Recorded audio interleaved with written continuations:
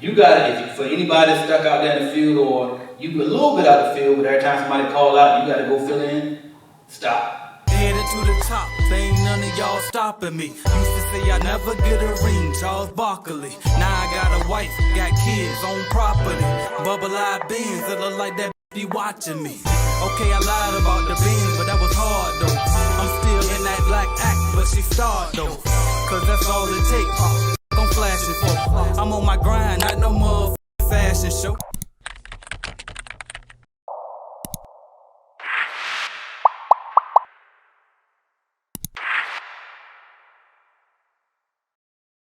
I think depending on the type of income, type of job you got, right? Let's just say, for example, you got a job, you're trying to start your cleaning company.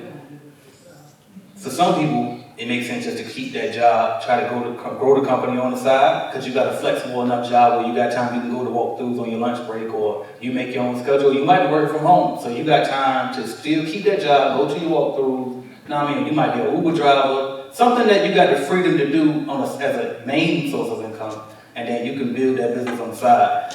But in other instances, like you were asking about funding your business, if I'm honest with you, the best way to fund a brand new business is to let it fund itself. You know what I mean? Like, don't get no debt. Now, grants is cool, right? Because you got to pay that back. If you get one, you get that. But ain't no need to get no loan if we ain't got no income coming in. You know what I mean? That's just more debt. That's more stress, more hassle. So, like I was saying with that lead generation, I started that business with $500, but it wasn't even my $500. It was the $500 that I sold 100, you know what I mean, 5 customers for $100 of product to. You see what I'm saying? Then I used that $500 to hire the callers and then found the appointments. You know what I mean? So the company should automatically be profitable if you do it right. So if you get a new contract and you follow Mr. Van Tress's advice and bill up front, you profitable from day one anyway. You see what I'm saying? If you got a new $1,000 contract, you start on the first, they give you the check on the first. You paying the people, what, 60%, so you check out $600, but they getting that for the month. So that means, and let's just say you're paying bi-weekly, first and 15th, or whatever. $300 is coming out on what, the 15th? You already got the $1,000 up front, so the $700 you down. Then they get the other $600 by the end of the month, but guess what? Now you got the other $1,000 again for the following month. So you're always ahead of the game. So just try to make it, design your business to always get that money up front and make sure that you're profitable. As long as you're profitable, the business is going to fund itself anyway. Mm-hmm. I don't even know if that was the question. Yeah. Okay, I answered the question. Okay. So you just got back into the cleaning space, like as a cleaning business owner, yeah, right? I'm back. Just break down that process, and just what are you seeing in the market right now? You started the first contract yet? We started this past Tuesday. Yeah. All right, talk about that a little bit. So, subcontract from day one, and that's just my blueprint for everything now. Like if I get a cleaning opportunity and I can't clean it, if we don't have anybody to cover it, then it just won't get done. And that's gonna have to be a tough conversation that I have with the client that day. But me cleaning is not an option. And that's a decision I made years ago. Like, when you gotta, for anybody that's stuck out there in the field, or you a little bit out the field, but every time somebody call out, you gotta go fill in, stop. You gotta stop. You holding yourself back from the bag by doing that. You know what I mean? You really gotta level up and put it in your mind that you cannot afford, as the owner of your company, to physically clean.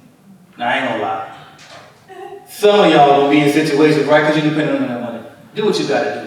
You know what I mean? When you first starting off. But there's gonna be a time in your business where you got enough contracts where you make up your mind, if we don't have nobody to cover that day, can we reschedule, you know what I mean, to come out Tuesday since we couldn't make it Monday? Or can I'll credit you on your invoice and give you a deep clean? No, but make it up to them, but whatever you, just don't go out there. Do not go out, you gotta graduate on that. So that's where I'm at with my company now. Is I want to get back into it because I feel like I perfected that subcontracting model. I'm watching guys like Ricky, that's all he do. I mean, he got some employees, but he really, in 30 states, is a subcontractor. You know what I mean? You look at these big franchises, they as big as they are because of subcontract. Franchise owners are just subcontractors.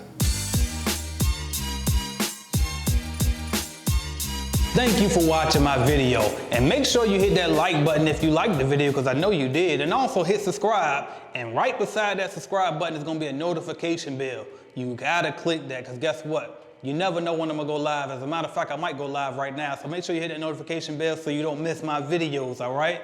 And if you wanna start or grow your business, check out cleanbiznetwork.com, all right? We have cleaning business starter kits. We have a lead generation service to help you grow your cleaning business, all type of stuff. And also don't forget to download the Calculated Clean mobile app as well, all right? So that's what I got for y'all until you click another video and go watch, man. Watch another video, why not? Binge on it.